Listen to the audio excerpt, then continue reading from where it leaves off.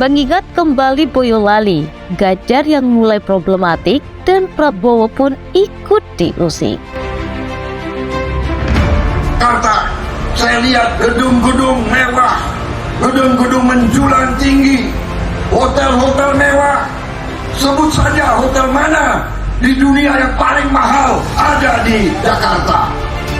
Ada Ritz-Carlton, ada Waldorf Astoria. Namanya saja kalian nggak bisa sebut. Ada St. Regis dan macam-macam itu semua, tapi saya yakin kalian tidak pernah masuk hotel-hotel tersebut. Betul. Kalian kalau masuk, mungkin kalian diusir karena tampang kalian tidak tampang orang kaya. Tampang-tampang kalian ya tampang Boyolali ini. Betul.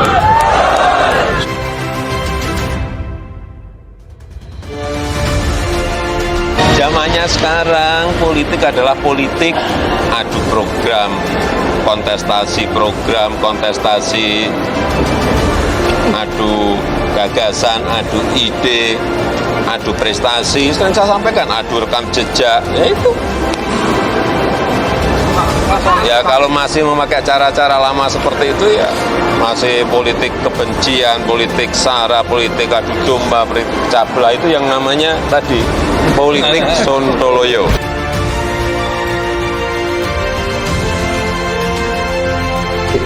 Saya mau menyampaikan bahwa nggak baik mengeluarkan pernyataan-pernyataan gitu. Kita juga marah, tapi kita mau mengingatkan, kita punya komitmen bahwa kita harus jaga suasana kondusif kampanye ini, menjaga supaya jangan ada politisasi suku, agama, dan antar golongan. Kita komitmen untuk tidak menggunakan money politik, nggak akan mengadakan ujaran kebencian, fitnah, hoax, dan lain sebagainya. Tapi ini terang-terangan, ada videonya loh. Oke, baik. Dan itu kan kita Mas akan laporkan ini serius soalnya. Iya. Kunjungan 5 hari Presiden Jokowi ke Jawa Tengah, khususnya di Boyolali, bukan hanya membawa kabar soal baiknya hubungan Jokowi dengan Ganjar Pranowo di tengah isu perpecahan keduanya, tapi juga menyisakan ingatan soal arogansi yang pernah Prabowo lakukan kepada warga Boyolali. Sebelum kita membahasnya, apakah di antara kalian semua masih ada yang ingat apa yang Prabowo lakukan? Tok tok tok tok. Oke, mungkin ada yang ingat, ada juga yang tidak. Let's go, kita bahas. Saat itu Prabowo meresmikan kantor Badan Pemenangan Nasional Prabowo Sandi di Boyolali pada Selasa 30 Oktober 2018. Sebagai capres yang kembali bersaing dengan Jokowi, Prabowo tentu menyampaikan sepatah dua patah kata yang terpatah-patah sampai patah. Prabowo dengan gaya militernya menyampaikan orasi dengan menggebu-gebu. Tapi entah menggebu-gebu atau marah-marah atau justru biar kelihatan energi. Tapi yang jelas dia menceritakan kalau dirinya besar di Jakarta.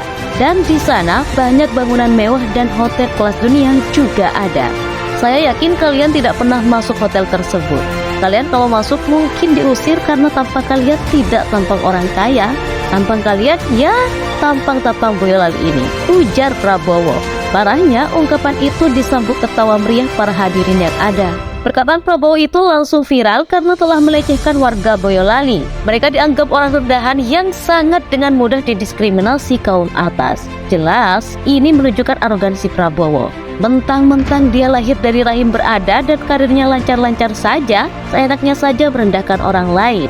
Protes yang dilakukan warga Boyolali pun meledak. Ribuan orang menggelar aksi bertema Boyolali bermartabat. Bahkan, mereka membawa spanduk bertuliskan kritik keras untuk Prabowo seperti Boyolali anti Prabowo, Ojo enggugah sapi endekel, Boyolali bermartabat, Prabowo psikopat. Yang lebih sadisnya, salah satu tokoh masyarakat Boyolali mengharamkan memilih Prabowo sebagai presiden pada pemilu. Kita bisa mengerti kemarahan yang dirasakan warga Boyolali. Sebab sebagai bangsa besar, kita jelas menentang adanya diskriminasi menyangkut suku, agama, ras, dan antar golongan atau sara. Tapi Prabowo dengan entengnya memainkan itu.